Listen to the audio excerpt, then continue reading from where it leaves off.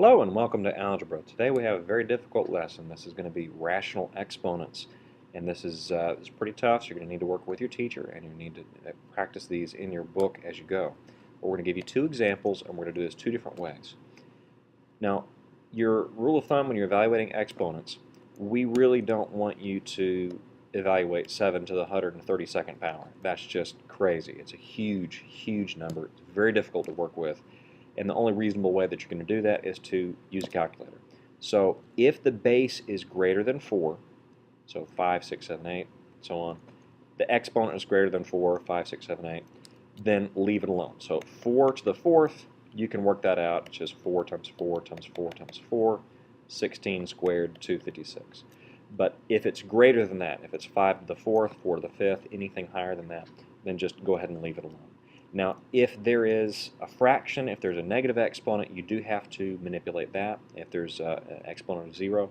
But anything else you need to just leave alone. Base greater than 4, exponent greater than 4, leave it alone. Now, this is where we're going to start to actually evaluate when we have a fractional exponent.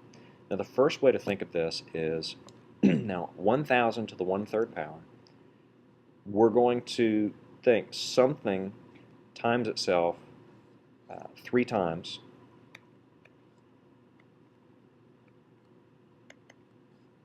gives me 1,000 to the 1st. If you split it into 3 parts, that's 1,000 to the 3rd times 1,000 to the 3rd times 1,000 to the 3rd. Well, 1/3 plus 1/3 plus 1/3 is 1, so we know this is true. If you think what number would multiply to give you 1,000, well, 10 times 10 times 10. So 10 times 10 is 100, times 10 is 1,000. So that works as well. Well, there's a different way that you can write 1,000 to the 1/3 power. Think inside, outside. This top number, the numerator, goes on the inside, and this bottom number goes on the outside. So this is 1,000 to the 1/3 power. And this can be written one of two ways, either 1,000 to the 1/3, or it's called the cube root. If there's a 4 there, it's called the 4th root. 5 there, it's called the 5th root of 1,000 to the 1st power. But I'm going to teach it this way, inside, outside. So as we go through, the first method is just to realize that this is really just the cube root of 1,000. And you have to ask what number times itself 3 times will give me 1,000, and that number is 10. Now, there's an alternate method. The other way is just to break down a factor tree of 1,000. Well, 1,000 is 2 times 500. 500 is 2 times 250. 250 is 2 times 125. 125 is 5 times 25, and you get the idea. Break it down into prime numbers.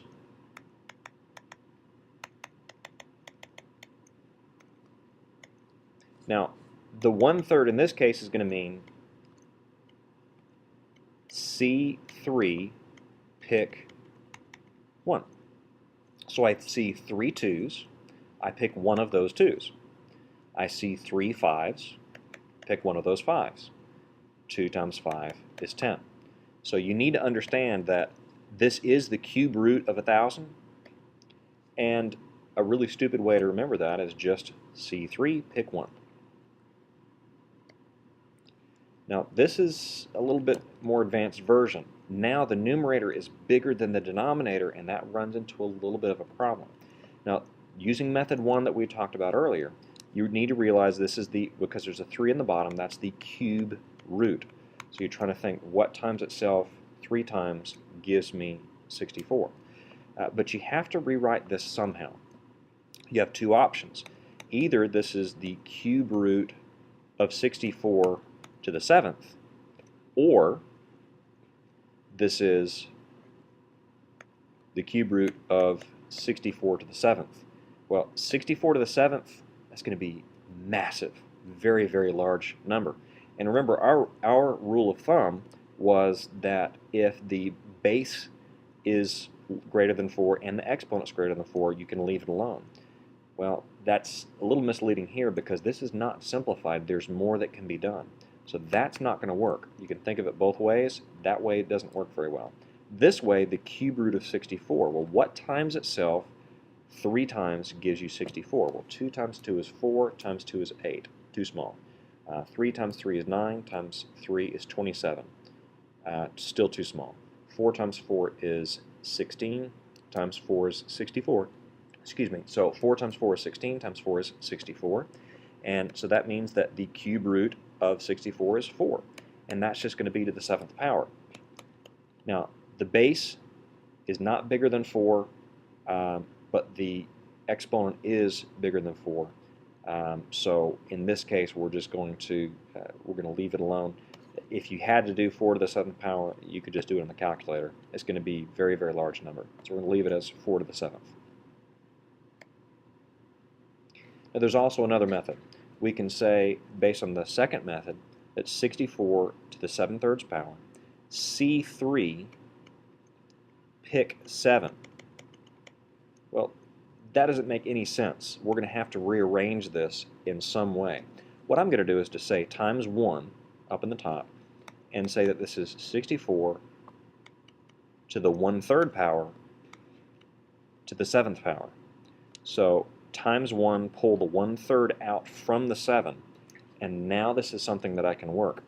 64, based on the second method, I'm going to break this down into a prime factor tree. So this is 2 times 32. 32 is 2 times 16, 2 times 8, 2 times 4, 2 times 2. So we have 1, 2, 3, 4, 5, 6 2's.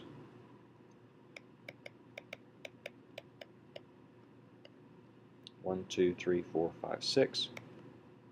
That's to the 1/3, and all of that is to the 7th power. Now that looks a little intimidating, but it keeps it pretty simple. For every 3 I see, I pick 1. Now here I see 3 2's, I pick 1 of them. Here I see 3 2's, I pick 1 of them. And so this is 2 times 2 to the 7th. Now you may ask, what happened to the 1/3? Well, that was sort of a command. Hey, you, do this. For every 3 that you see, pick 1 of them and then move on. So this is 2 times 2 is 4 to the 7th. And again, we're to the same place we were last time. 4 to the 7th power. The base is bigger than 4. The exponent is bigger than 4. At the same time, then we leave it alone. Now, 4 to the 7th power, you could get a calculator and actually work that. On the test, if you have, say, 4 to the 4th power, you would need to go ahead and evaluate that. And that'll do it for today. You're going to need to go through the book, try some of these, go back and watch the video maybe more than one time. This is not easy, so you need to go through with someone that is skilled that can work with you on this. Thank you very much, and have a good day.